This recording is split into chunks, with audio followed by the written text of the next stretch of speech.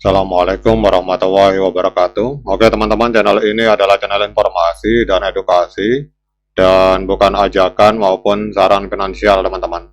Jadi hari ini kita akan kembali membahas tentang Ripple atau XRP.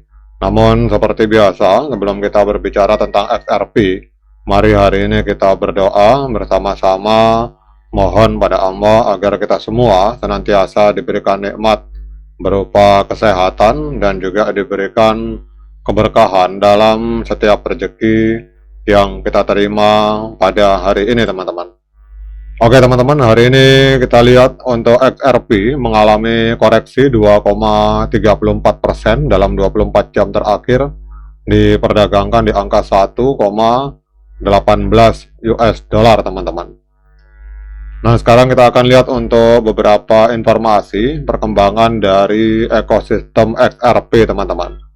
Ini tanggal 16 Juni 2026, adanya aliran dana ETF yang berubah menjadi positif, teman-teman. Jadi pada tanggal 16 Juni, ETF kripto mengalami hari langka dengan aliran dana masuk secara menyeluruh. Jadi ETF XRPZ dari Franklin ini menarik dana sebesar 5,3 juta US dollar teman-teman, sehingga total asetnya mencapai 1,06 miliar US dollar. Ini menandai perubahan positif setelah beberapa minggu permintaan institusional yang tidak konsisten teman-teman.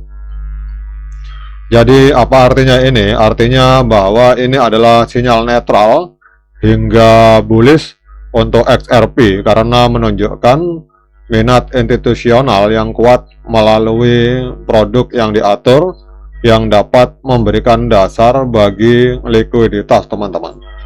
Namun aliran dana yang relatif kecil ini kemungkinan masih belum cukup untuk membalikkan tren harga bearish tanpa adanya partisipasi pasar yang lebih luas teman-teman. Kemudian pada tanggal 17 Juni peluncuran Summon Swap untuk XRP Ledger. Jadi XRP Ledger Lab meluncurkan Summon Swap, fitur yang memungkinkan perdagangan langsung XRP, kemudian Ripple USD dan token-token lain di dalam dompet Summon teman-teman. Jadi fitur ini menggunakan DEX natif pada Ledger dan pathfinding untuk mendapatkan harga yang lebih baik dengan fokus pada pengelolaan aset secara mandiri teman-teman.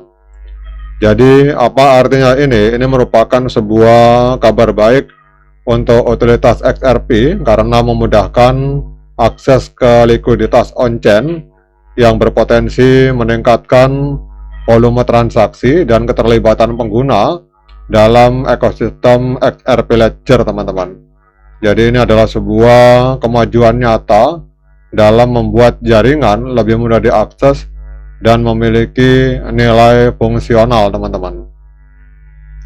Kemudian yang berikutnya, pada tanggal 17 Juni kemarin 2026, jadi mantan CTO Ripple yang bernama David Swart ini berdebat tentang pasar versus perjudian teman-teman. Jadi dia berargumen di Twitter bahwa pasar keuangan itu menciptakan nilai berbeda dengan judi yang hanya mendistribusikan ulang nilai teman-teman. Jadi kalau pasar menciptakan nilai, kalau judi mendistribusikan ulang nilai teman-teman. Jadi pernyataan ini muncul di tengah pengawasan regulasi Amerika Serikat yang bisa mengklasifikasikan beberapa aktivitas yang ada di dunia kripto sebagai perjudian teman-teman. Jadi apa artinya ini? Ini adalah sebuah narasi jangka panjang yang netral untuk XRP. Jadi suara berpengaruh dari SWOT membela utilitas fundamental aset ini dan ini bisa membantu posisi di dalam regulasi teman-teman. Namun hal ini tidak langsung akan mempengaruhi atau mendorong harga dalam jangka pendek teman-teman. Jadi kita lihat di sini untuk XRP hari ini teman-teman lihat ini turun 2,36%, diperdagangkan di angka 1,18 US dollar. Sementara kapitalisasi pasar dari XRP ini ada di angka 73,74 miliar US dollar, menempati peringkat ke-6 di coin market cap, teman-teman. Sementara untuk volume transaksi dalam 24 jam mengalami peningkatan 9,86%, ada di angka 1,88 miliar US dollar, teman-teman. Nah, kemudian pertanyaannya, mengapa harga XRP hari ini mengalami penurunan, teman-teman? Jadi kita lihat di sini bahwa XRP ini sempat turun 3,25% menjadi 1,18 US dollar dalam 24 jam terakhir. Ini berkinerja lebih buruk dibandingkan pasar kripto yang memang sedikit melemah secara umum, teman-teman. Jadi penurunan ini terutama disebabkan oleh kegagalan breakout teknikal yang memicu penjualan yang lebih intensif, teman-teman. Dan pergerakan ini menunjukkan bahwa XRP itu mengikuti penurunan pasar yang didorong oleh faktor makro, namun juga menghadapi tekanan yang lebih besar dari struktur grafiknya sendiri, teman-teman. Nah, sekarang kita lihat untuk trennya, teman-teman. Jadi kalau kita lihat di sini, trennya untuk XRP masih tren penurunan, teman-teman.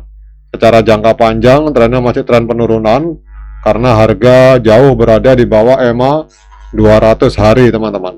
Ini garis kuning ini EMA 200 hari. Kemudian juga harga masih kita lihat masih cenderung untuk mengalami penurunan karena harga berada di bawah EMA 13 dan EMA 21 di time frame hari. Ditambah lagi kita lihat di indikator stokastik terjadi dead cross, teman-teman, pada tanggal 17 Juni kemarin. Kita lihat di sini garis biru ini memotong garis oranye ke bawah, teman-teman. Ini dead cross di time frame hari. Dengan menggunakan indikator stokastik kita bisa melihat bahwa tren dari XRP ini masih tren kuat untuk mengalami penurunan harga, teman-teman. Kemudian kita lihat untuk technical analysis dari TradingView. Untuk moving average ini sinyalnya adalah sinyal sell atau penjualan, sementara untuk osilator netral, teman-teman.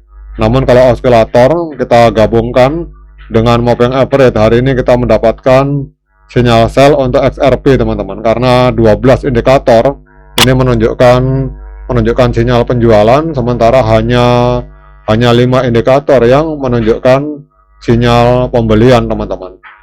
Nah, pertanyaannya, pada saat harga XRP mengalami koreksi seperti ini, apakah layak bagi kita untuk melakukan pembelian token XRP?